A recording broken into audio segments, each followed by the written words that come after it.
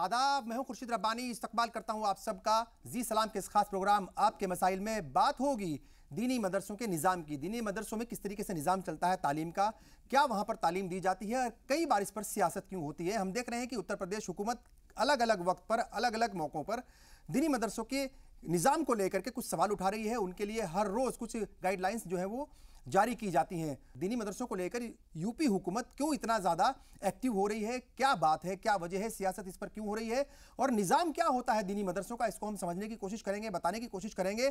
और अलग अलग वक्त पर मदरसों के निज़ाम पर क्यों सवाल खड़े किए जाते हैं, इस पर क्यों सियासत होती है। चार खास मेहमान स्टूडियो में मेरे साथ मौजूद हैं, इनका तारुफ मैं करा दूं। मेरे साथ हैं मौलाना एजाज अरशद कासमी साहब, सर इस्तकबाल है आपका।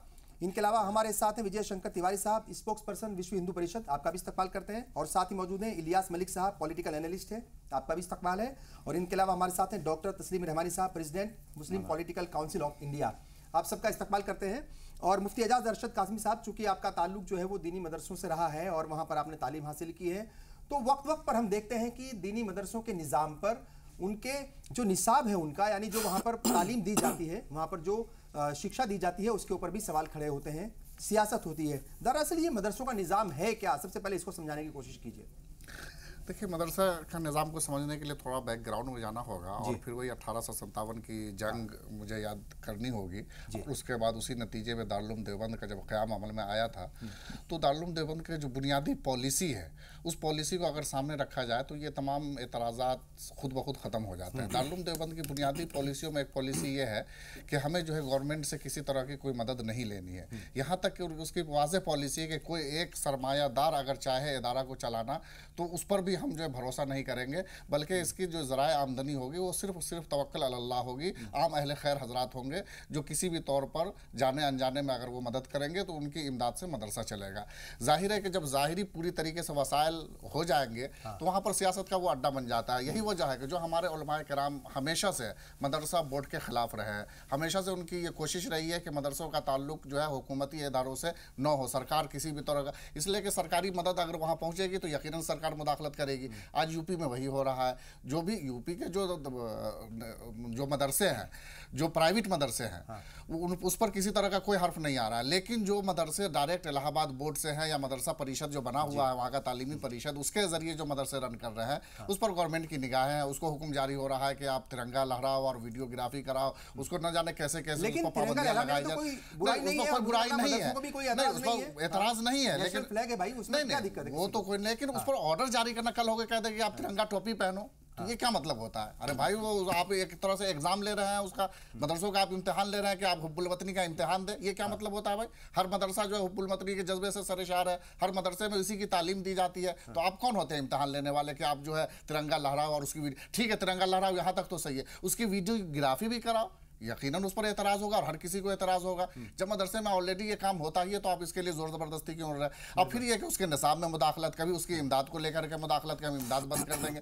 तो यही वजह है कि जो अकाबिर उलमा हमारे रहे हैं, हमेशा से उनकी ये पॉलिसी रही है कि मदरसों को सरकारी इमदाद से दूर रखी जाए। मरकज़ी मदरसा बोर्ड बनाने की बीच में बात चली थी यूपीए सरकार में, सब लोगों ने, सारी तंजीमों ने मुखालफत की उसकी, और उसकी वजह यही रही थी कि अगर आप मरकज़ी मदरसा बोर्ड बनता है तो जो बड़े बड़े मदरसे हैं उसकी जद में आ जाएंगे, इमदाद की लालच में सारे मदरसे मुल्हक हो जाएंगे और उसका तालीमी निज़ाम चौपट हो जाएगा।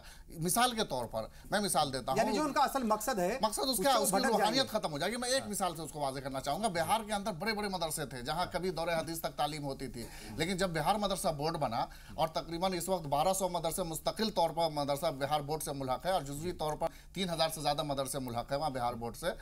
जो भी मदरसा इल्हाक होते ही सबसे पहले उसकी स्पिरिचुअलिटी, उसकी रूहानियत सब खत्म हो जाती है। और जो मदरसे जहाँ कभी दौरे हदीस तक तालीम होती थी वहाँ आज बकरियाँ चल रही हैं, वहाँ आज भैंस के गवारे बने हुए हैं और न कोई पढ़ने के लिए। सारे मौलाना जो होते हैं या जो भी मुदर्रिसीन होते हैं, वहाँ टीचर्स होते हैं, तनख्वाह को लेकर के कभी धरना करते हैं, कभी प्रदर्शन करते हैं। यानी एक तरह से वो पॉलिटिकल गहवारा बन जाता है और मदरसा का जो अपना एक मिशन होता है, मदरसा की जो अपनी एक रूहानियत होती है वो ख़त्म हो जाती है। इसी वजह से लोगों ने, और जो उलमा हजरात हैं, इन लोगों ने मदरसा बोर्ड की मुखालफत की। की। हम तो आज भी यही कहेंगे कि अगर इस तरह की दुश्वारियां आती हैं यूपी के अंदर, या यूपी गवर्नमेंट अगर चाहती है तालीमी परिषद को खत्म कर दे, मेरे ख्याल से उलमा को किसी को कोई दुश्वारी नहीं होगी, खत्म कर दे, सिरे से खत्म कर दे। हम लोग उसके मोहताज थोड़े मदरसे के, कोई भी मदरसा जो है गवर्नमेंट की इमदाद का मोहताज नहीं है। अल्लाह के फजल से यहाँ 1 लाख से ज्यादा छोटे बड़े मदरसे हिंदुस्तान में रन कर रहे हैं, और सब खुद जो है लोग देते हैं, चंदा की रकम देते हैं, इमदाद की रकम होती है, ज़कात की रकम होती है, और उससे मदरसे चलते हैं और लाखों की तादाद में बेहतरीन फुजला तैयार होते हैं, पूरी दुनिया में दीन की खिदमत अंजाम देते हैं। और यकीन जान लीजिए, आज अगर इस्लामी तशख़्ख़ुस बाकी है हिंदुस्तान के अंदर, अगर मिल्ली तशख़्ख़ुस बाकी है, तो सिर्फ और सिर्फ ये मदारिस इस्लामिया की देन है। अगर मदारिस इस्लामिया के निज़ाम पे, उसके तालीमी निसाब पे किसी तरह का कोई हर्फ आता है, तो सबसे पहले हमारा कल्चर डैमेज होगा, हमारा जो मिल्ली कल्चर है, हमारा जो इस्लामी कल्चर है, वो सबसे ज़्यादा मुतासिर होगा। और यही वजह है कि आप देख लीजिए, जहाँ दूसरे ममालिक, खा वो मिस्र हो, खा वो टर्की हो, जहाँ मदारिस का इस तरह का हिंदुस्तान जैसा निज़ाम नहीं है, वहाँ इस्लामी तशख़्ख़ुस का क्या हाल हुआ। मुस्लिम ममालिक होने के बावजूद वहाँ इस्लामी तशख़्ख़ुस नापैद हो चुका है। डॉक्टर तस्लीम रहमानी, ये जो दीनी मदरसों के जो निज़ाम है, जो दीनी मदरसों का पूरा सिस्टम है, उसके ऊपर बहुत सारे सवाल जो है वक्त वक्त पर वो खड़े होते रहते हैं। लेकिन जिस तरीके से हम देख रहे हैं उत्तर प्रदेश हुकूमत जो है उसके ऊपर थोड़ा सा इल्ज़ाम ये लग रहा है कि वो एक मतलब जो है एक माइंडसेट के साथ काम कर रही है और मदरसों को जानबूझ करके टारगेट कर रही है। आपको क्या लगता है जो दीनी मदरसों का जो निज़ाम है, जो सिस्टम है, जो वहाँ पर तालीम दी जाती है, या वहाँ पर जो भी कुछ तालीम का एक सिस्टम है, क्या उसके साथ छेड़छाड़ करना वो हुकूमत को मतलब करना चाहिए, या फिर जो है हुकूमत को किसी भी तरह की कोई मुदाखलत नहीं करनी चाहिए, उनको उनके भरोसे छोड़ देना चाहिए, वो जैसी तालीम वहाँ पर दे रहे हैं? चूँकि कोई भी मतलब मुल्क के खिलाफ कोई ऐसा काम तो वहाँ पर हो नहीं रहा कि जिसके ऊपर बहुत ज़्यादा निगरानी रखने की ज़रूरत है, या फिर वहाँ पर जो है वो वीडियोग्राफी कराने की ज़रूरत है, या वो CCTV लगवाने की ज़रूरत है। तो आपको लगता है कि जो मदरसे हैं वो अपने आप में वो खुद मुख्तार होकर के जिस तरीके से काम कर रहे हैं, तो उनको उसी आज़ादी के साथ काम करने दिया जाए, तालीम जो है वो जो जिस तरीके से तालीम के मैदान में काम कर रहे हैं वो काम करने दिया जाए उनको? देखिए, ये बहुत अहम इशू है और इसको समझे जाने की ज़रूरत है। हाँ।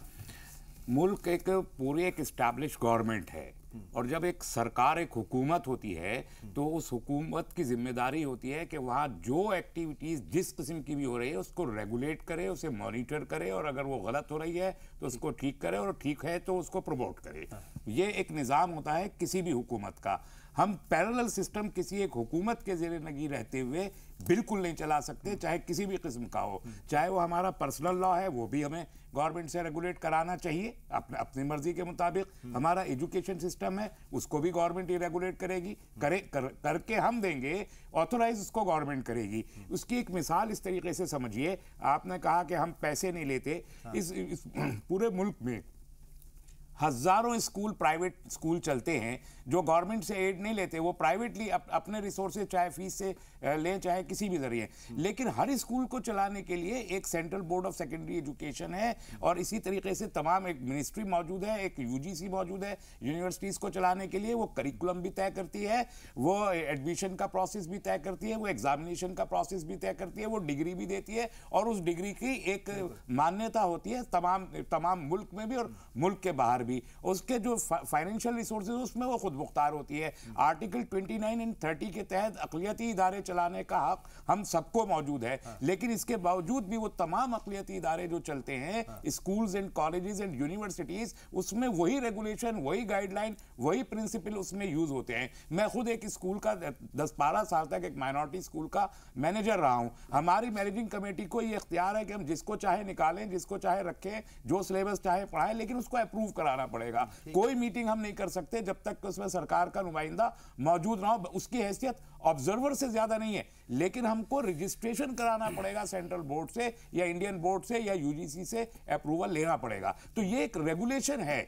तो इसी रेगुलेशन के तहत हम ये क्यों सोचते हैं कि हम मदरसों को बिल्कुल नॉन ट्रांसपेरेंट रख के, उसके दरवाजे बिल्कुल बंद करके और एक तरफ रख के चले, और फिर शुकूक व शुबहात पैदा होते रहे। हम ना किसी को हिसाब दें, ना किसी से हिसाब लें। जैसा हर मदरसे का अपना एक अलग निज़ाम है, हर मदरसे का अपना एक अलग बोर्ड है, किसी के सामने कोई जवाबदेही नहीं है। कोई पूछे तो हम लड़ना झगड़ना शुरू कर देते हैं। मतलब हाउ कैन वी सी के मतलब हम एक पैरेलल सिस्टम एक ही गवर्नमेंट में रहते हुए कैसे चला सकते हैं, ये मेरी समझ में बात नहीं आती। हम चलाएं, अपना सिलेबस बनाएं, अपनी ही बॉडीज बनाएं, सब कुछ अपना बनाएं, बट उसको गवर्नमेंट से कोई अथॉरिटी होनी चाहिए, कोई ना कोई बॉडी, कोई ना कोई अथॉरिटी होनी चाहिए जो उसको मॉनिटर करे, उसे इंप्लीमेंट करे, उसे रेगुलेट करे। बस इतनी सी बात है, जिसे पता नहीं क्यों हमारे मदरसे के लोग दीन में मुदाखलत मुदाखलत कहकर उसको विजय पेश शंकर करने तिवारी की साहब, ये जो मदरसों को लेकर के वक्त वक्त पर बातें आती रहती हैं, और ये आज की बात नहीं है, ये 80s से जो है चला आ रहा है। अलग अलग वक्त पर कोई कहता है कि मदरसों में जो है वो दीनी तालीम के साथ साथ कुछ दहशतगर्दाना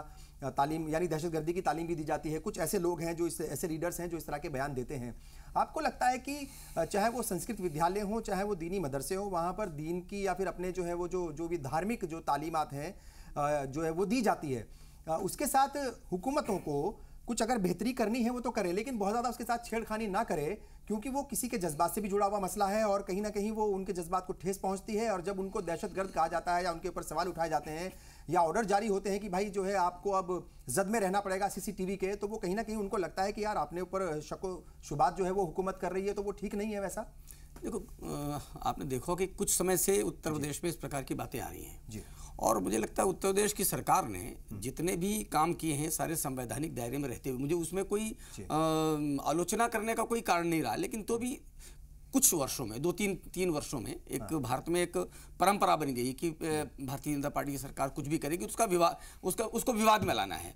आप एक बताइए कि जनता के पैसे से सरकार चलती है, सरकार के पास वो पैसा ट्रस्टी के रूप में रहता है, सरकार उसकी ट्रस्टी है एक तरीके से, उसका सदुपयोग कहाँ करना है ये सरकार करती है अपने विवेक से, और उसी पैसे को सारे विद्यालयों में मदरसों में दिया जाता है। जब वो पैसा जो सरकार के पास है वो विद्यालयों में दिया जाता है, मदरसों में दिया जाता है, तो एक सरकार की जिम्मेवारी होती है कि जहां वो पैसा दिया जा रहा है उसके लिए जो नॉर्म्स बनाए हैं वो नॉर्म्स वो विद्यालय पूरा करता है कि नहीं करता है। अगर नहीं करता है तो पूरा करवावे। अब वो पूरा करवाने के दिशा में अगर सरकार ने कोई काम किया तो मुझे लगता है कि मुस्लिम समाज ने उसका स्वागत करना चाहिए कि जिनके बच्चे वहां पढ़ रहे हैं, अगर उसकी दीवार बहुत अच्छी होती है, अगर उसके शिक्षक बहुत अच्छे होते हैं, शिक्षक बहुत तालीम वाले होते हैं, उन्हीं के बच्चे बढ़ेंगे, उन्हीं के बच्चे ज्यादा अच्छी तालीम पाएंगे, उन्हीं के बच्चे को अच्छा शिक्षण और प्रशिक्षण मिलेगा, तो उनका स्वागत होना चाहिए। इसका मुझे लगता है आलोचना बिल्कुल नहीं होनी चाहिए। जैसे परंपरा पिछले काफी समय से विषय चल रहा है कि वंदे मातरम करने के लिए क्यों बोल दिया, तिरंगा फहराने के लिए क्यों बोल दिया। आप एक चीज बताइए कि इसमें असंवैधानिक चीज कौन सी हो गई है?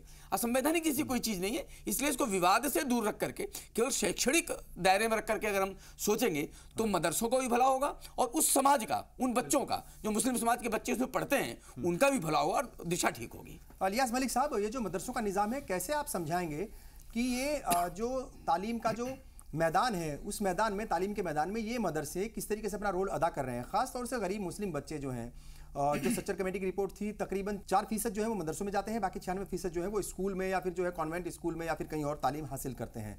तो ये जो 4% बच्चे हैं उनको तालीमी याफ्ता बनाने में ये जो दीनी मदरसे हैं, जो इनका पूरा नेटवर्क है, ये किस तरीके से काम कर रहा है और कितना ज़रूरी है इस नेटवर्क को खड़े रहना या इस नेटवर्क को आज़ादी मिले रहना? दो बातें हैं जी। एक तो मदरसे जिसमें 4% बच्चे जा रहे हैं, और एक वो जो 96% बच्चे कहीं जा रहे हैं और ज़्यादातर नहीं जा रहे, कहीं नहीं जा रहे हैं। ठीक।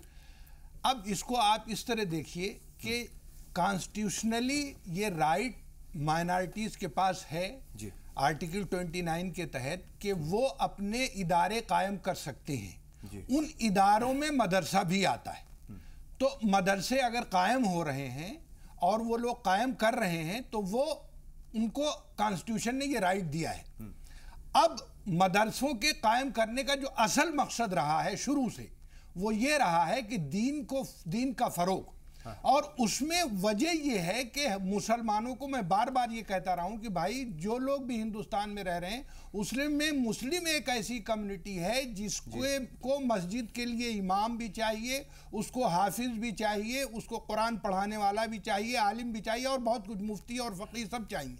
वो मदरसों से ही आएंगे, वो किसी पब्लिक स्कूल से नहीं आएंगे। इसलिए मदरसे तो कायम करना उनकी ज़रूरत है। अब रहा मसला इस बात का, कई बार ये सवाल उठता है कि साहब वो मदरसों में सिर्फ दीनी तालीम क्यों दी जा रही, मॉडर्न एजुकेशन क्यों नहीं दी जा रही? अब मदरसे जो हैं, जहाँ तक मेरी मालूमात है वो ये है कि मदरसे अपने यहाँ मॉडर्न एजुकेशन भी ला रहे हैं, कंप्यूटर भी आ रहा है उनके यहाँ, मैथ भी पढ़ाई जा रही है, इंग्लिश भी उनको पढ़ाई जा रही है। तो 4% के लिए हमेशा वावेला उठता है। और जो भी मसाइल पैदा होते हैं ये सिर्फ 4% के लिए होते हैं। 96% की कोई बात नहीं करता कि भाई वो जो 96% बच्चे हैं मुस्लिम माइनॉरिटी के, क्या वो स्कूल जा रहे हैं, और अगर नहीं जा रहे हैं तो क्यों नहीं जा रहे हैं, उनको तालीम कैसे प्रोवाइड की जाए। मैं इस बात को बार बार कहता रहा हूं कि आप ये देखिए कि राइट टू एजुकेशन के तहत 6 साल से 14 साल के हर बच्चे को, वो किसी भी कम्युनिटी का है, हिंदुस्तान में फ्री एंड कंपलसरी एजुकेशन है। क्या उसके तहत सारे बच्चे स्कूल जा रहे हैं? पहले तो हमें उसके लिए कोशिश करनी चाहिए कि सारे बच्चे स्कूल जाएं। यूपी की बात आप कर रहे हैं, यूपी में देखिए अभी जो ये बात कही गई कि ये सवालात उठाए जाते हैं, ऐसा नहीं, सवालात उठाए बिला वजह कोई नहीं उठाता। जब कोई इशू उठता है तो उस पे लोग बोलते हैं। बिल्कुल ये इस वक्त चूंकि 46 मदरसों से को नोटिस जारी किया गया या उनका ग्रांट रोक दी गई यूपी में, इसलिए ये सवाल उठा है, इस पे बहस हो रही है। लेकिन वो 46 मदरसों की जो ग्रांट रुकी है, हुकूमत का ये कहना है कि उसके पास एक रिपोर्ट आई है, जो डिस्ट्रिक्ट मजिस्ट्रेट है, एडमिनिस्ट्रेशन है, उसने बाकायदा रिपोर्ट भेजी है कि ये जो मदरसे हैं ये फर्जी हैं, या फिर मदरसों जो है वो जो उनका पैमाना है उस पर खरे वो नहीं उतर रहे हैं, इसलिए इनकी ग्रांट रोकी गई है। वो ठीक है, मेरा ये कहना है कि अगर कोई चीज गलत है तो उसके साथ वो जो भी तरीका गवर्नमेंट का है वो होना चाहिए, इसमें कोई ऐसी बात नहीं। लेकिन एक बात ये जरूर ख्याल करना चाहिए कि उन मदरसों में अगर बच्चे पढ़ रहे हैं, अगर वो टोटल जालसाजी है, तब तो उसके खिलाफ एक्शन लिया जाना चाहिए, उसमें किसी को नहीं बोलना चाहिए। लेकिन अगर वहां पर 46 मदरसों में, जैसा कि मैंने सुना, मेरे पास इसकी तस्दीक नहीं है कि पिछली हुकूमत ने भी उसको नोटिस भेजा था या ग्रांट रोका था, क्या वजह थी क्या नहीं थी कि फिर उन्होंने ग्रांट दोबारा शुरू कर दिया। मेरा सिर्फ ये कहना है कि अगर उन मदरसों में बच्चे पढ़ रहे हैं और उनकी ग्रांट रुकती है और मदरसे बंद होते हैं, तो उन बच्चों के मुस्तकबिल का सवाल है। अगर उनको नोटिस जारी किया जाए, उनसे सवाल जवाब किया जाए और उसके बाद जो लोग भी कसूरवार हैं उनको पनिश किया जाए, न ये कि मदरसे को रोका जाए, मदरसे को ऐसी पोजीशन पे लाके खड़ा किया जाए कि मदरसे बंद हो जाएं और उसमें जो बच्चे पढ़ रहे हैं उनका मुस्तकबिल तारीख हो। बिल्कुल, तो असल में इसको देखने की जरूरत है कि बच्चों का बात करने की जरूरत है, और अगर कोई गलत कर रहा है तो उसको उसकी सजा मिलनी चाहिए। यकीनन ये तो जरूरी है, ये जरूरी है। लेकिन एक मॉनिटर सिस्टम जो है, मॉनिटरिंग सिस्टम को डेवलप करने की जरूरत है कुल मिलाकर के। पार्शल होकर के ये चीज देखना जरूरी है कि क्या गलती है और क्या गलती। नियत जो है वो बहुत इंपॉर्टेंट है। ये जो मदरसों के खिलाफ बहुत सारी बातें होती हैं या फिर मदरसों को लेकर के ऑर्डर जारी किए जाते हैं अलग अलग वक्त पर, और खासतौर से उत्तर प्रदेश में जिस तरीके से हम देख रहे हैं, महाराष्ट्र हुकूमत ने भी कई बार इस तरह के ऑर्डर नामे जो हैं या फिर हुकूमत ने कुछ ऑर्डर्स जारी किए थे, तो ये नीयत पर सवाल कई बार उठाते हैं कि हुकूमतों की नीयत क्या है, मदरसों की बेहतरी के लिए वो काम करना चाहती है या फिर मदरसों को जानबूझ करके टारगेट किया जाता है। ये नीयत जो है ये बहुत इंपॉर्टेंट है, इस पर सवाल उठने बहुत ज़्यादा जरूरी है। बहरहाल आपके मिसाइल में वक्त हो गया एक ब्रेक का, हम बहुत जल्द हाजिर होंगे, आप बने रहिए हमारे साथ।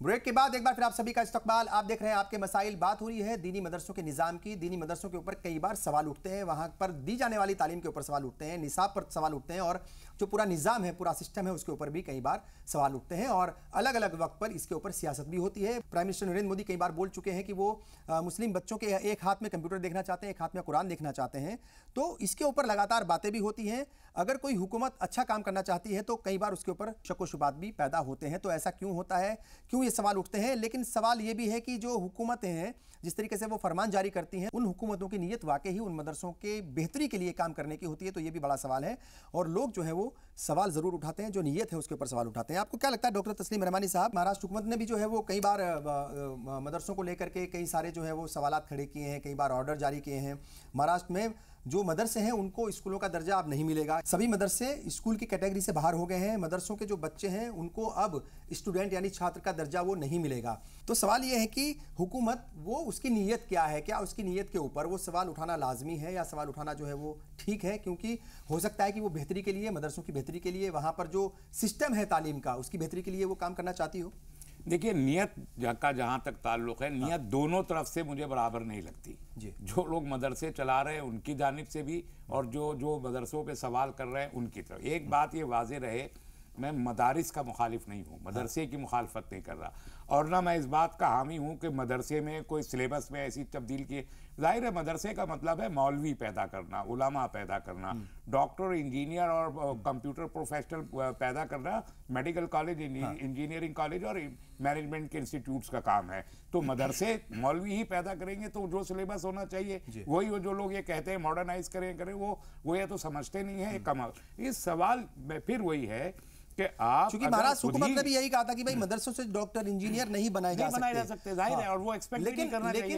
लेकिन तालीम है, जो तालीमी निसाब है उसमें तो बदलाव करके कुछ बेहतरी की जा सकती है ना। कुरान और हदीस के अलावा जो तालीम है उसको भी बढ़ाया जा सकता है। हाजिर में इस्लाम की तदबीक और उसका इम्प्लीमेंटेशन कैसे होगा, इस्लामी सिलेबस को उन खुतूत पर चलना चाहिए, ये इंपॉर्टेंट बात है। और हमारे वही बच्चे इस्लाम को कैसे पेश कर सकते हैं असर हाजिर में, इसकी तैयारी मदरसे से आनी चाहिए। और बदकिस्मती से देखिए आप 1 लाख से जायद मदरसे हैं या 4% बच्चे हैं, अभी हम चूंकि उनका सवाल 96% का कर नहीं रहे, 4% का कर रहे हैं, तो हमें गुफ्तगू भी वहीं रखनी चाहिए। तो वो बच्चे समाज में प्रोडक्टिविटी क्या दे रहे हैं? आज़ादी से पहले हिंदुस्तान में मदारिस नहीं थे तो क्या हुफ़ाज़ किराम नहीं थे, कुरान पढ़ाने वाले लोग नहीं थे? मदरसे तो थे लेकिन कम थे, मदरसे तो आज़ादी से पहले भी थे लेकिन कम थे, तादाद उनकी कम थी। पूरे के पूरे 1400 साल से इस्लाम कायम है और इस्लाम का निज़ाम कायम है और उसकी तालीम कायम है। बड़े बड़े जय्यद उलमा किराम पैदा हुए जिन्होंने दारुल उलूम देवबंद को कायम किया, जिन्होंने उनके लिए इदारे तो चाहिए ना साहब, उनके लिए इदारे तो चाहिए ना। वो कौन से मदरसे से फारिग थे? मुझे उस मदरसे का नाम नहीं मालूम।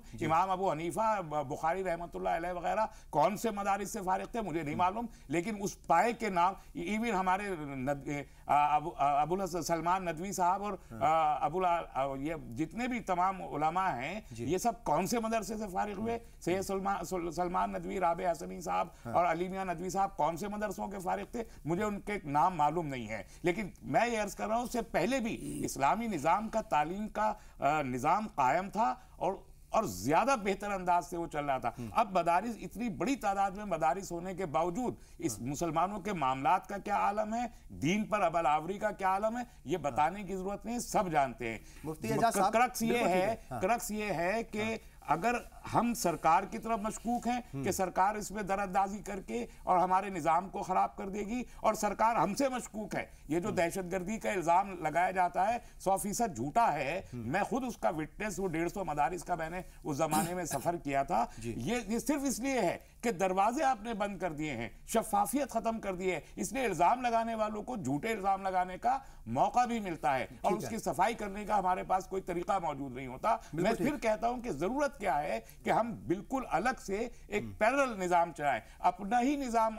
माइनॉरिटी एजुकेशन के जो आर्टिकल 29 और 30 के तहत है, हमको मदरसे खोलने की पूरी इजाजत है, चलाने की इजाजत है, मैनेज करने की इजाजत है, सिलेबस बनाने की इजाजत है, विदाउट फंड चलाने की इजाजत है, लेकिन उस सबको सरकार की नॉलेज में रखा जाना लाजमी है। और इससे अगर हम इनकार करते हैं तो बगावत के मुताबिक है। मुफ्ती आजाद अरशद साहब, मेरा सवाल यह है कि भाई अगर हुकूमत कुछ बेहतरी के लिए काम करना चाहती है, चाहे वो योगी हुकूमत हो, चाहे वो महाराष्ट्र हुकूमत हो, या फिर दूसरी हुकूमतें अलग अलग सूबों में काम कर रही हैं, और मध्य प्रदेश हुकूमत की बात करें तो वहाँ पर से कभी कोई शिकायत नहीं आती, वहाँ पर भी सैकड़ों मदरसे जो हैं वो रजिस्टर्ड हैं मदरसा बोर्ड के तहत। अगर हम योगी हुकूमत की बात कर लें, फडणवीस हुकूमत की बात कर लें, अगर वो कुछ बेहतरी के लिए काम करना चाहती है, कुछ फरमान जारी करती है, तो उनकी नीयत पर सवाल क्यों उठाए जाते हैं? आखिर हो सकता है कि वो आपके मदरसों में जो तालीमी सिस्टम है, जो निज़ाम है, उसको बेहतरी के लिए जो है, उसकी बेहतरी के लिए काम करने के लिए वो जो है वो आपको एक तरीके से आगे बढ़ा रहे हैं, या फिर उसके लिए आपको फंड भी दे रहे हैं, कोई दिक्कत नहीं है, फिर सवाल क्यों उठते हैं उनकी नीयत पर सवाल उठना बिल्कुल बुनियादी बात है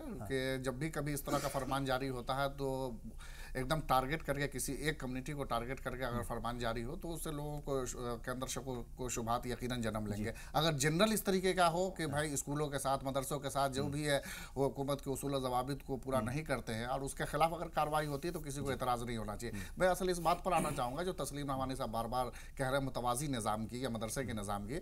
यहाँ पर यह बात सामने रखना होगा कि हिंदुस्तान के अंदर तरह के मदरसे चलते हैं। एक वो मदरसे होते हैं जो गवर्नमेंट के अंडर में रन करते हैं, और गवर्नमेंट के अंडर में जो मदरसे रन करते हैं उसके सारे निसाब रेगुलेट होते हैं, गवर्नमेंट सारा उसको जो है मुआयना करती है, मॉनिटर करती है, मदरसा बोर्ड के तहत चलता है वो, और उसमें मदरसे वालों का अपना कोई निज़ाम नहीं होता, सारा मदरसे का निज़ाम होता है। इसलिए ये रेगुलेट करने की बार बार आप बातें कर रहे हैं, मैं समझता हूँ कि ये बुनियाद बातें हैं। प्राइवेट जहाँ तक मदरसे चल रहे हैं, प्राइवेट मदरसों का अपना एक निज़ाम है, अपना एक तरीक़ाकार है, इसको आप मुतवाज़ी निज़ाम नहीं कह सकते। उसकी जो हमें कानून के अंदर आज़ादी हासिल है, उसी आज़ादी के तहत ये मदरसा चलता है। जहाँ तक बार बार अकाउंटेबिलिटी की बात आती है कि मदरसा का हिसाब किताब या शफाफियत, ये चीज़ें अगर आपके मदरसे में जाकर के देखें, अक्सर जो बड़े मदरसे हैं, अक्सर वो मदरसे सबके मतलब हिसाब किताब ऑनलाइन हो चुके हैं, इंटरनेट पर आ चुके हैं। इससे बड़ी अकाउंटेबिलिटी और क्या हो सकती है? मैंने तो वो देखा है मदरसे के बाद, मैं दारुल देवबंद में एक लंबे टाइम तक तालिब इल्म भी रहा हूँ और मैंने खिदमत भी अंजाम दी है। दारुल देवबंद के अकाउंटेबिलिटी का ये हाल है कि अगर वहाँ से, अगर दारुल के काम से अगर हम वहाँ से स्टेशन तक जाते थे, 10 रुपये रिक्शा को देते थे, तो हमसे हिसाब किया जाता था कि आपने रिक्शा को 10 रुपये क्यों दिया, आपने शेयरिंग रिक्शा क्यों नहीं किया, आपने 5 रुपये में किसी को साथ शेयर करते और फिर स्टेशन जाते। ये अकाउंटेबिलिटी होती है वहाँ की, आपने 10 रुपये क्यों खर्च किया, 5 रुपए में आप स्टेशन जा सकते थे। तो इस तरह का जहां निजाम हो उस पर आप सवाल खड़े करें, मुझे हैरत की बात है। इतना झगड़ा क्यों होता है कि गोली चल जाती है? कहाँ, कभी ऐसा हुआ ही नहीं है, कभी ऐसा कोई निजाम नहीं है, नहीं होता, कभी ऐसा कोई निजाम नहीं है। वो कुछ सियासी लोग, देखिए भाई को और वो सब चला जा रहा है, वो कभी अगर ऐसा, वो कभी अगर ऐसा हादसा किसी मदरसे, वो दारुल देवबंद में प्लीज मैं बता रहा हूँ ना, पर झगड़ा करके 2 मरतबा गोली चली, वो मैं बता रहा हूँ, मस्तानवी साहब आए तब वहां पर हंगामा हुआ। मैं बता रहा हूँ जो है वहां पर उसको भी इन्वॉल्व होते हैं। मज़ारुल उलूम सहारनपुर में क्या नहीं हुआ, और हिंदुस्तान के छोटे बड़े हर मदरसे में एहतमाम को लेकर ये जो झगड़े आखिर किस लालच में? कुर्सी की लड़ाई वहां पर भी होती है। ये जो कुर्सी की लड़ाई है, कुर्सी की वहां पर भी होती है। जिस चीज की भी लड़ाई करें, लड़ाई करना, इख्तलाफ करना इंसानी फितरत का हिस्सा है, उसमें गोली चलवाना भी है, इंसानी फितरत का हिस्सा है। रूहानियत की बात कर रहे हैं, मदारिस की रूहानियत की बात कर रहे हैं, अगर वो लोग गोली चल रही है, 2 भाइयों में लड़ाई हो जाती है, 2 सगे खूनी भाइयों में लड़ाई हो जाती है, तो एक निजाम में क्यों नहीं इख्तलाफ होगा? इख्तलाफ होना इंसानी फितरत का हिस्सा है। अगर कोई कहता है कि हमारे यहाँ या हमारे कबीले में या हमारे घर में इख्तलाफ नहीं है, तो मैं समझता हूँ कि वो इंसानी नहीं है। मदरसे फर्जी पकड़े गए, सिर्फ कागजों पर थे उत्तर प्रदेश में, मेरी बात सरकार ने नहीं, बल्कि आजम खान की सरकार के बारे में जहां तक आप कह रहे हैं या गोलियां चलने की बात कर रहे हैं, मैंने शुरू ही में कहा था कि हमेशा इख्तलाफ उस जन्म लिए हैं जब वहां पर कहीं ना कहीं सियासत, करप्शन को खत्म किया जाए। दारुल देवबंद में 80 में जो जब इंदिरा गांधी का दौरा हुआ था 7 साल इजलास के बाद, उसके बाद ही इख्तलाफ हुआ था और सियासत ने दखल लिया था। सियासत की जहां भी दखल अंदाजी हुई है वहीं जाकर के इख्तलाफ जन्म लिया है। इसलिए हमेशा ये कोशिश रही है उलमाए किराम की कि मदारिस को सियासत से अलग रखा जाए, सरकारी इमदाद से अलग रखा जाए, सरकारी मुदाखलत से अलग रखा जाए। सियासत भी करेंगे। अरे सियासत तो इंसान का फितरी हक है, इंडिविजुअल। आप एक तरफ कहेंगे सियासत नहीं होगी, फिर सियासत भी करेंगे। उलमाए किराम जो है वो पूरा जोड़ तोड़ करके राज्यसभा में जाने की कोशिश इसका मतलब ये है कि मदारिस की बुनियाद वाले वोट भी ना करें, मदारिस की ताकत की बुनियाद पर करेंगे। मदरसे के जो फजला है वो वोट भी ना करें, मदारिस में सियासत भी होनी चाहिए, जो बिल्कुल गैर इस्लामी तरीका है कि साहब सियासत अलग है और दीन अलग है, ये भी साबित करते रहेंगे। फिर राज्यसभा में भी जाते रहेंगे, तमाम पे गोली भी चलाएंगे, फर्जी मदरसे भी कायम करेंगे। चलो ठीक है, ये निजाम ये बड़ा कीमती निजाम है। इसको देखिए, ये बहुत कीमती निजाम है, ये असासा है हमारा, और इस असासे को खराब किया जा रहा है, और इसमें सरकार की जिम्मेदारी नहीं है खराब करने की, हमारी अपनी जिम्मेदारी है। चलो बहुत हो गई इस मसले पर बात। जैसा कि तिवारी जी ने कहा कि अगर कहीं पर वंदे मातरम कहने के लिए कहा जाता है या कहीं पर तिरंगा लहराने के लिए कहा जाता है, तो ये इलीगल कैसे है और संवैधानिक कैसे हो गया, कहा जा सकता है? मैं ये कहता हूं तिवारी साहब कि आप यही कह लीजिए कि किसी के ऊपर जबरन ये वंदे मातरम कहने के लिए फरमान जारी करना, ये संवैधानिक कब से हो गया? ये वंदे मातरम कोई कॉन्स्टिट्यूशनल वर्ड तो नहीं है, किसी के ऊपर कंपलसरी तो नहीं है कहना, ये तो नेशनल सॉन्ग भी नहीं है। फिर उसको कैसे आप कह सकते हैं कि आपके ऊपर कंपलसरी है कि आप जो तिरंगा लहराए या आप जो है कहे, उसको असंवैधानिक नहीं कह सकते, तो संवैधानिक भी कैसे कह सकते हैं? तस्लीम रहमानी साहब, बात है तस्लीम रहमानी साहब, जो निज़ाम है उसको बेहतर करने की जो है वो बात चल रही है, और हम देखते हैं कि जो मदरसा इंतजामिया है, जो मदरसा चलाने वाले लोग हैं, वो थोड़ा सा जो है वो रजिस्ट करते हैं और थोड़ा अलग रहते हैं। जब अगर कुछ बदलाव की बात होती है तो वो कहते हैं कि नहीं ये मुदाखलत है। तो अगर कुछ बेहतरी का काम हो रहा है, वक्त के साथ अगर कुछ बदलाव की बात हो रही है, कुरान हदीस और जितनी भी दीनी तालीमात हैं, शरई तालीम है, वो दीजिए, उसमें कहीं कोई दिक्कत नहीं है। लेकिन अगर कुछ और बदलाव करने की कुछ हुकूमतें कोशिश करती हैं या कुछ जो समाजी लोग हैं वो कोशिश करते हैं, तो वो दीन का या फिर शरीयत का हवाला दे करके वो उसकी मुखालफत क्यों शुरू हो जाती है? आपको लगता है कि जैसे रहमानी साहब ने भी कहा कि भाई आप जो है वो तालीम तो दीजिए, मौलवी बनाइए, कहीं कोई दिक्कत नहीं है, लेकिन अगर वहाँ पर बदलाव की ज़रूरत है, अगर वहाँ पर बेहतरी के लिए काम करने की ज़रूरत है तो उसमें दिक्कत क्या है? उसकी मुखालफत क्यों तेज़ हो जाती है? तगय्युर जो है ज़माने का उसूल है, तगय्युर के बगैर ज़माने नहीं बदला करते, और इस्लाम में भी तगय्युर का। ठीक, ये जो बात अभी कही गई, पहली बात तो ये है कि कुछ चंद मदरसों को मिसाल बनाकर सारे मदरसों को कहना ये बात मुनासिब नहीं है। अगर 46 मदरसों की बात हो रही है तो लाखों मदरसों को उसका एग्जाम्पल नहीं बनाया जा सकता, इसलिए कि समाज में हर तरह के लोग। सर लेकिन एक बात तो आपको माननी पड़ेगी, हाँ, रियान स्कूल में जो अभी हादसा हुआ है उसके बाद से हुकूमत ने एक स्टेप लिया और हिंदुस्तान के तमाम जितने भी स्कूल्स हैं वहां पर सिस्टम को देखा जा रहा है, तो वो कहीं ना कहीं मिसाल तो जो है वो बनती है इसमें, तो कहीं सिस्टम को बिल्कुल मैं इसका बिल्कुल मैं खुद इस बात को कह रहा हूं कि सिस्टम को देखा जाना चाहिए, कहीं कोई कमी या गलती है तो उसको दुरुस्त किया जाना चाहिए। लेकिन वो जो 46 मदरसों का भी जिक्र आया, मेरा ये कहना है कि अगर वो 46 मदरसे गलत थे और पिछली हुकूमत ने उनको गलत पाया था तो एक सवाल ये खड़ा होता है ना कि किस बुनियाद पर फिर उसको बहाल किया, और अगर उसको बहाल किया तो या तो उसने गलती की बहाल करने में या अभी कोई गलती हो रही है, ये मैं नहीं जानता, ये तो जांच का मसला है, हुकूमतें तय करें।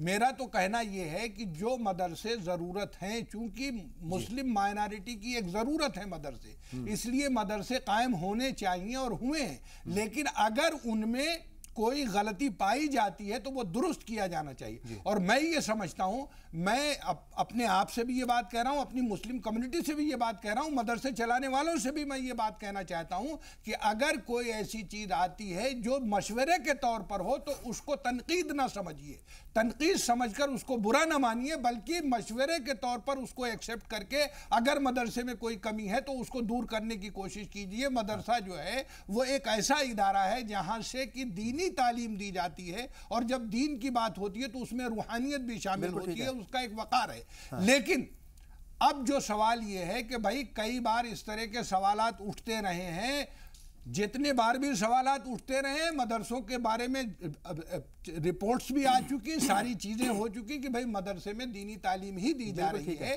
तो अगर कोई हुकूमत जो है वो मदरसे की किसी तरह की कोई मदद करना चाहती है तो वो मदद जो है करने के वो तरीके होने चाहिए जो तरीके दूसरे इदारों के लिए होते हैं, ताकि शक व शुबहे की बुनियाद ना हो। मेरी एक बात और है, वो ये है कि भाई जहां भी मदरसों पे बात होती है, और भी इदारे जो प्राइमरी स्कूल हैं या जो पब्लिक स्कूल हैं वो सब चल रहे हैं, क्या उन इदारों में जो अदर देन मदरसाज हैं उनमें कोई कमी नहीं है? उन कमी को भी दूर किया जाना चाहिए। अगर उन कमियों को भी साथ में उजागर किया जाए तो शायद ये शक व शुबह की बात ही ना पैदा हो। विजय शंकर तिवारी साहब, ये जो असल में शक व शुबात होते हैं, ये जो सवाल उठाए जाते हैं, ये कुछ जब फरमान जारी होते हैं तब उठाए जाते हैं। फरमान जारी होता है कि भाई 15 अगस्त पर तिरंगा फहराइए, ये अच्छी बात है, बुरी बात नहीं है, लेकिन जब कहा जाए कि वीडियोग्राफी होगी तो वो सवाल जो है उठना लाजमी है। जब कहा जाए कि आपके जो मदरसे हैं उनके अंदर अब CCTV लगेंगे, आपके जो है वो आधार कार्ड को यहाँ पर रजिस्टर कराइए, आप जो है वो बैंक अकाउंट्स क्या हैं आपके वो बताइए, किस वक्त आ रहे हैं किस वक्त जा रहे हैं, मतलब कुल मिला करके एक तरीके से उन्हीं के ऊपर निगाह रखी जा रही है। भाई ये फरमान तो फिर जो स्कूल हैं, जो प्राइवेट स्कूल्स हैं, उनके ऊपर भी सारी की सारी चीजें जो है वो लागू होनी चाहिए। तो खाली मदरसों को जब किया जाता है तो वो सवाल तो उठना लाजमी है ना। एक बार ध्यान करने की, उन्होंने अभी सरकार तो केवल उन पर बात कर रही है जिनको वो ग्रांट दे रही है जी, जिनको पैसा दे रही है चलाने के लिए, उन पर बात कर रही है। देखो दो प्रकार के इस प्रकार के विद्यालय जो प्राइमरी स्कूल चल रहे हैं तो वो तो सरकार के ही हैं, तो उसमें तो पैसा दे रही है पूरा ही।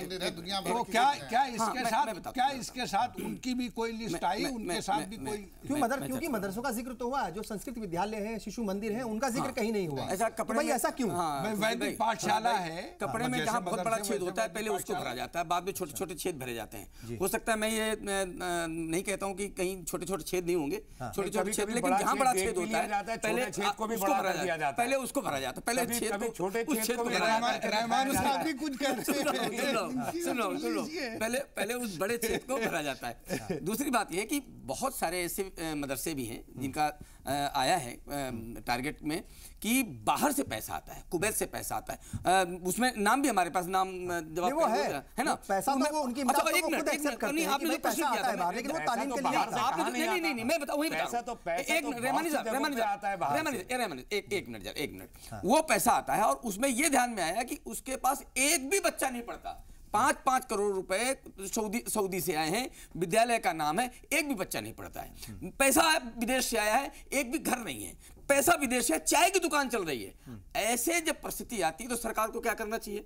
सरकार कोई ना कोई कदम उठाएगी और सरकार हमेशा फरमान सुनाती है। सरकार निवेदन नहीं करती है, इसमें फरमान सुनाती है। बार बार बात आ रही है 560 मदरसों की बात होती है तो 46 के लिए क्यों आया? अगर टारगेट किया जाता तो 560 को किया जाता। देखिए इस पर खुल के कहती है कम्युनिटी हमारी कि अगर कोई गलत है तो उसके साथ वही कानून अप्लाई होना चाहिए। मैंने बहुत सारे ऐसे राजनेताओं के क्षेत्र देखे हैं रहमानी साहब, बहुत सारे ताकतवर राजनेताओं के क्षेत्र देखे जो गुर्बत में हैं, सड़कें नहीं है, पानी नहीं है। पता किया क्यों? बोले अगर ये उठ गए ना तो ये हमारी मानना बंद कर देंगे। यानी वो हमेशा उनके ऊपर नेता बने रहे, उनको जिताते रहे, इसलिए वो गुर्बत में जिए उस क्षेत्र के लोग। इतना पैसा होने के बाद भी गुर्बत में जिए। ये परंपरा कहीं ना कहीं इनमें भी है कि हमारी सियासत चलती रहे, इसलिए इसकी दिशा हमेशा रहनी चाहिए, उसको फॉरवर्ड करना चाहिए, उसको आगे लाना चाहिए। ये अगर सरकार इस प्रकार का कोई काम करती है तो उसको आलोचना का शिकार नहीं बनाना चाहिए, उसके साथ खड़े होना चाहिए। सही बात पर कोई आलोचना नहीं होता है। बहुत ज्यादा प्रोपेगेंडा किया जाता है कि मदरसों में पैसे बाहर से आते हैं। तिवारी जी आपको याद होगा अभी पिछले दिनों जो है टोटल हिंदुस्तान के अंदर 27,000 FCRA जारी थे, जिसमें 20,000 FCRA को कैंसिल किया गया है। मिनिस्ट्री ऑफ होम ने जो है 20,000 FCRA को कैंसिल किया है और वो सबके सब किसके थे? आप देख लीजिए मुसलमानों के नाम FCRA कितने हैं? 27,000 FCRA में कितने थे? 100 भी नहीं निकल के सामने। लेकिन सरकार किया ना, सरकार ने किया, दूसरे भी किए ना, बाहर के पैसे दूसरे भी किए ना, दूसरे भी किए ना। नहीं वो ये कह रहे हैं कि सरकार दूसरे भी पैसे आते हैं तो आपके खुद नहीं तो बंद किया ना। देखो अपने मुंह से कह रहे हैं, अपने मुंह से कह रहे हैं। ब्रेक हो गया है, वक्त ब्रेक हो गया है। हिंदुस्तान की मुस्लिम कम्युनिटी में 150 रुपए पर फैमिली पर ईयर खर्च किया जाता है मजहबी उमूर पे। और ये पूरा स्टैटिस्टिक अभी शाये हुआ था कि किस मजहबी कम्युनिटी के कितने लोग करते हैं मैक्सिमम पैसा खर्च करने वाले मुस्लिम कम्युनिटी। रहमानी साहब वक्त हो गया यहाँ पर एक ब्रेक का। बात हो रही है कि किस तरीके से जो दीनी मदरसे हैं उनका निजाम चलता है, उनके निजाम पर कई बार सवाल भी उठते हैं, सियासत भी होती है और कई बार अलग अलग लीडर्स इन मदरसों के ऊपर बयान भी देते हैं जो बहुत ही ज़्यादा मुतनाज़ा बयान होते हैं। वैसे बयान शायद नहीं आने चाहिए। तो क्या अब वक्त आ गया है कि ये बयानबाजी बंद हो, इन मदरसों की बेहतरी के लिए काम हो, हुकूमत जो है वो अच्छे प्लानिंग करे और उस प्लानिंग को मिलकर के जो मदरसा इंतज़ामिया है उसके साथ मिलकर के उस प्लानिंग को तैयार करे और वो फिर इम्प्लीमेंटेशन हो ताकि मदरसों की बेहतरी हो और अब सियासत बिल्कुल भी ना हो। हम आखिरी ब्रेक ले रहे हैं, बहुत जल्द हाजिर होंगे, आप बने रहिए हमारे साथ।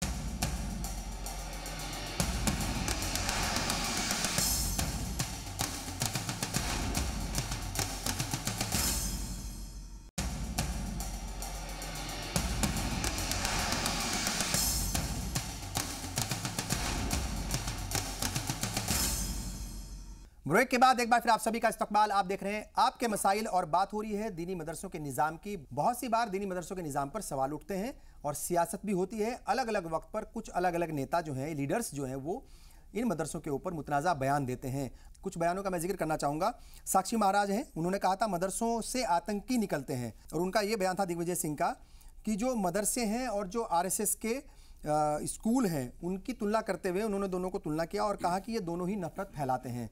तो ये दिग्विजय सिंह का बयान था, बहुत ज़्यादा मुतनाज़ा बयान था, शायद ऐसे बयान नहीं आने चाहिए। साध्वी प्राची है, वो भी यही कहती हैं कि मदरसे और मस्जिदें यहाँ पर हथियारों का ज़ख़ीरा होता है, यानी मदरसों में और मस्जिदों में। तो अब उनको कोई बताए कि भाई वहाँ पर हथियार नहीं दिए जाते या हथियार नहीं रखे जाते, वहाँ पर तो दीनी तालीम दी जाती है या इबादत होती है। तो बहरहाल कुछ ऐसे ये बयान थे जिनके ऊपर बहुत सारे बवाल हुआ, जिनके ऊपर जो है बहुत सारे एतराज़ात आए।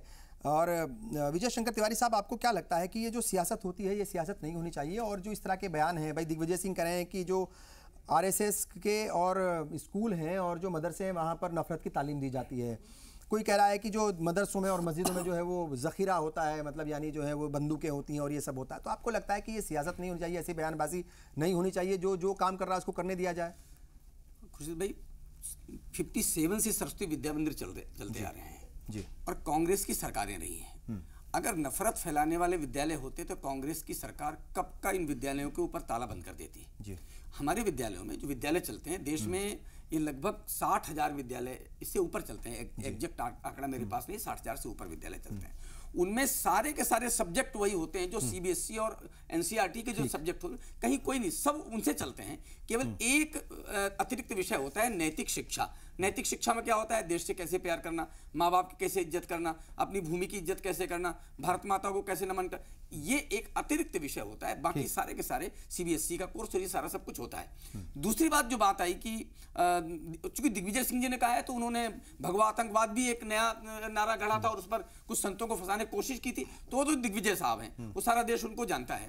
दूसरा, मदरसों की बात जब की कि मदरसों में ये मिलता है वो मिलता है, मैंने आपको बताया कि बहुत सारा पैसा जब बाहर से आता है, और केवल शिक्षा नहीं, वहां तो वहां भी विचारधारा बढ़ाने के लिए और इस धर्मांतरण काम में पैसा यूज होता है। तो इस प्रकार की जब साक्ष्य आए हैं, या मैं नहीं जान रहा हूं, मैं नहीं, ये 10% वहाबी मदरसे है, हार्डली 10%। आप लोग जानते नहीं एक्चुअली वहाबियत क्या होती है और देवबंदियत क्या होती है। नहीं, हम नहीं जानते, बिल्कुल हम बिल्कुल नहीं जानते, रहमानी साहब हम नहीं जानते। वहाबी मदरसे होते हैं, नहीं, वहाबी मदरसा की बात नहीं कर रहा हूं, मैं मदरसे की बात नहीं कर रहा हूं, मैं वहाबी मदरसे की बात नहीं कर रहा हूं। मैंने कहा इस विचारधारा को बढ़ाने का काम उस पैसे से होता है। तो ये तो साक्ष्य सामने आए हैं। तो ये जो लोग बयान देते हैं, तो वो बयान किस कॉन्सेप्ट पर दे रहे हैं, वो सच्चाई कितनी है, जो सामने है, लेकिन साहब लोग भी हाँ, लाल कृष्ण आडवाणी जिस वक्त जो है वो नायब वजीर आजम थे, तो उन्होंने खुद बयान दिया था पार्लियामेंट में। उन्होंने कहा था कि हिंदुस्तान का एक भी ऐसा मदरसा नहीं है जिसके ऊपर जो है वो शक व शुबात हो सके, या जहां पर कोई पहला बयान था, बिल्कुल। और जहां पर उन्होंने कहा था कि पार्लियामेंट में बाकायदा बयान था, उन्होंने कहा था कि कोई भी मदरसा ऐसा नहीं है जहां पर जो है वो एंटी नेशनल कोई ऐसी बात हो रही हो। तो कुल मिलाकर के जिस तरीके से वो विद्या मंदिर चल रहे हैं या जिस तरीके से दूसरे स्कूल कॉलेज चल रहे हैं, वैसे ही मदरसों में दीनी तालीम दी जाती है, लेकिन वहां पर भी कोई ऐसा काम नहीं होता जो मुल्क के खिलाफ हो। तो ये बात तो क्लियर पार्लियामेंट में भी कर दी थी, राजस्थान हुकूमत में भी ये बात जो है वहां पर ये बात क्लियर हुई। आश्रम AK-47 पाए जाते हैं, जिस तरीके से वो लोग मुतवाजी आर्मी बनाए होते हैं। एक सिंगल मदरसा बता दीजिए जहाँ कहीं पर तलवार या नेज़ा भी पाया गया हो, एक सिंगल मदरसा मिसाल में दे दीजिए। अगर किसी एक मदरसे में 47 पाया जाए तो पूरे मुल्क के मदरसे में आप लोग आग लगा देंगे। लेकिन ये आश्रम में क्या करेंगे आप लोग? सच्चाई को भी, सच्चाई को भी जानने को आपने कहा कि कुछ तथ्य हमारे अंदर क्या हिम्मत नहीं है, क्या मतलब आप कह रहे हैं कि वहाँ मुसल्ला ट्रेनिंग देने की हिम्मत हमारे अंदर नहीं है। आप कहना चाहते हैं आपके अंदर हिम्मत है, वहाँ पर आर्म ट्रेनिंग देने की हमारे अंदर हिम्मत नहीं है। हमारे अंदर हिम्मत बहुत है। विरोध कर दिया, संतों को अपने स्टडी में नहीं रखेंगे, लेकिन अब ये नहीं, ठीक है, ये एक अलग मामला है ये पूरे का पूरा। अब ये बताइए साहब, ये जो दीनी मदरसों पर वक्त वक्त पर अलग बयानात आते हैं, जो सियासत होती है, आपको लगता है कि ये सियासत रुकनी चाहिए? ये जो बयानात आते हैं वैसे उनके ऊपर रोक लगनी चाहिए, वहां पर तालीमी निजाम को बेहतर बनाने के लिए काम होना चाहिए? देखिए, मैं आपसे अर्ज करूं कि इस मुल्क में मदरसों के खिलाफ और टेररिज्म को लेके जो बिल्कुल खिलाफ वाक़या और गैर पार्लिमानी लफ्ज है झूठ। सबसे पहला झूठ मुल्क के सबसे जिम्मेदार, संजीदा और पढ़े लिखे आदमी ने बोला, जो LK आडवाणी साहब हैं। वो होम मिनिस्टर भी थे और वो नायब वजीर आजम भी थे। उन्होंने बाकायदा ये हर मदरसे के साथ फिर स्पेसिफिक भी कहा कि नेपाल की तराई में जो नेपाल बॉर्डर के दोनों तरफ जो मदरसे हैं वहां पर ट्रेनिंग दी जा रही है, ये भी स्पेसिफिक कहा। और ये बयान भी उनका था कि सारे मुसलमान टेररिस्ट नहीं हैं, लेकिन हर टेररिस्ट मुसलमान है। ये दोनों झूठ पे मबनी बयान थे, उसकी तहकीक बाद में की गई, वो खुल भी गए वो झूठ। लेकिन ये बयान देने का मकसद सीधे सीधे होता है कि सियासी तौर पर मुल्क की फिजा को फिरका वाराना खतूत पे तकसीम करके हिंदुओं, मुसलमानों और दीगर तबकात के बीच एक खलीज पैदा करना और नफरत पैदा करना। और ये काम मुझे अफसोस के साथ कहना पड़ता है कि वो लोग करते हैं जो इस वक्त इस मुल्क के हुक्मरान हैं। ठीक है, ये अफसोस की बात क्या है। कहेंगे इलियास मलिक साहब? शक पैदा ये होता सियासत है कि मदरसों पर बात करते हैं तो लगता है कि इनकी नीयत खराब है। इलियास मलिक साहब आपकी बात करते हैं तब लगता है इनकी नीयत खराब है। ये जो मदरसे हैं इसके ऊपर जो सियासत होती है वो बंद हो, लेकिन मदरसों का जो सिस्टम है उसको बेहतर करने की जरूरत तो है। वहां पर बेहतरी की गुंजाइश तो है, उसमें तो कहीं कोई शक व शुबात है नहीं, उसमें तो कहीं कोई सवाल नहीं है कि वाकई गुंजाइश तो हर वक्त रहती है। तो मदरसों की बेहतरी के लिए काम जरूर होना चाहिए, लेकिन सियासत अब नहीं हो। नहीं, ये जो मेरा ख्याल है इस पे काफ़ी बात हो चुकी है। सही बात जो है वो यही है कि ये बात तो होनी ही चाहिए कि मुसलमान जो भी मदरसे रन कर रहे हैं वो अपने मदरसों में बेहतरी लाएं, वो, और मैं ये समझता हूं कि जहां तक मेरी मालूमात है बेहतरी हो भी रही है, लेकिन मजीद बेहतरी लाने की जरूरत है। और हमेशा इस बात के लिए देखिए, मैं ये कहता हूं अगर हुकूमत की तरफ से ये फरमान आता है कि आप झंडा फहराइए, तो झंडा तो आप पहले ही फहरा रहे थे, आपको क्या परेशानी है? अगर आप सही है और वो ये कहते हैं कि वीडियोग्राफी कराई, तो करा करके दे दीजिए ताकि देख ले एक बार, ये भी मसला खत्म हो जाए ना, काहे की परेशानी है? तो इसलिए अगर कोई चीज आ रही है तो उसको हर चीज पर एतराज न करके बहरहाल बहुत सारी चीज़ों पर मफाहमत के साथ चलने की भी ज़रूरत है और बेहतरी लाने की ज़रूरत है। हमें खुद अपने आप को ऐसा बनाना है, क्योंकि देखिए मुसलमान कौम जो बर्पा की गई है, ये तो बर्पा की गई क़यादत के लिए। आज ऐसी सूरत हाल है कि आप जो है मदरसा चलाने के लिए भी परेशान है और मदरसा भी सही तरह नहीं चला पा रहे हैं। विजय शंकर तो अगर आप सही तरीके से करेंगे तो आपको मदरसा चलाने में कोई क्या, जो भी कानून के दायरे में आपको जो कॉन्स्टिट्यूशनल राइट्स हैं उसके अंदर रहते हुए आप अपना सारा काम कर सकते हैं। और अगर कहीं कुछ गलती होगी तो लोग आपके साथ आएंगे और आपके साथ खड़े होंगे। विजय शंकर तिवारी साहब, आपको लगता है कि ये सियासत जो है ये बंद हो जानी चाहिए, जो काम कर रहा है उसको करने दिया जाए, कहीं कुछ गुंजाइश है सुधार की तो वो किया जाए, उसमें कोई दिक्कत नहीं है? मैं पहले ही कह रहा हूं कि कोई अगर अच्छे कदम अच्छी दिशा में उठाए जा रहे हैं तो उनका स्वागत करना चाहिए, उनके साथ खड़े होना चाहिए। और जब साथ खड़े हो जाएंगे तो शायद वहां आपको कमी नहीं लगेगी। एजाज साहब, क्या लगता है? बिल्कुल, क्या लगता है आपको ये जो गुंजाइश है, बेहतरी की गुंजाइश है, बहुत सारा काम करना बाकी है, दीनी मदरसों के हालात को बेहतर करने की जरूरत है, वहां पर निसाब को बेहतर करने की जरूरत है, दीनी तालीम के साथ साथ मॉडर्न एजुकेशन भी सभी मदरसों में दी जाए, उसकी जरूरत तो है कम से कम आज के वक्त में। ये तो कह देना बहुत आसान है कि उसमें चेंजिंग होना चाहिए और सीधा मदारिस को न हो तो इसरो की तरह से एक तहकीक का सेंटर बना देना चाहिए। कहना बहुत आसान है, करना उतना ही मुश्किल है। अब ये भी हकीकत पेश नजर रखना, लेकिन मुश्किल काम है, काम तो है मुश्किल, लेकिन जरूरी तो है साहब, करना तो पड़ेगा ना। या पूरे मुल्क के मदरसे के पास जितनी मालियत होगी, अकेले किसी एक आश्रम में चले जाइए तो उसकी मालियत से भी कम होगी। अकेले हुए बाबा राम रहीम हम यहाँ हम आश्रम से कोई तुलना नहीं कर रहे हैं, यहाँ आश्रम से कोई मुकाबला नहीं है आश्रम का और मदरसे का। अपनी बेसरो सामानी के बावजूद, अपनी गुर्बत के बावजूद, सिर्फ चंदे पर मुनहसर होने के बावजूद जितनी चेंजिंग आनी चाहिए, इनकलाबी चेंजिंग आई है, इनकलाबी तब्दीली आई है। वो कौन सा मदरसा है जहाँ अंग्रेजी या कंप्यूटर की तालीम नहीं दी जाती है? वो कौन सा मदरसा है जहाँ मॉडर्न इंफॉर्मेशन रिसोर्सेज को नहीं अख्तियार किए गए हैं, जहाँ हदीस कुरान बदलाव हो रहा है कंप्यूटर के जरिए से होती है? बच्चे आईएएस तक में आए हैं भाई, मदरसे से निकले हुए बच्चे आईएएस बने। लेकिन वो इक्का दुक्का इस तरह की मिसालें मिलती हैं साहब, इसको और बढ़ाया जाना चाहिए। पहले डाक के जरिए से आप सवाल जवाब करते थे, अब सारे ऑनलाइन सवालों जवाब होते हैं मदरसे के अंदर, सारे ऑनलाइन सारे सिस्टम हो गए। तो इससे ज्यादा और क्या चाहिए? क्या आईएएस बने और आईएएस में भी गए नहीं,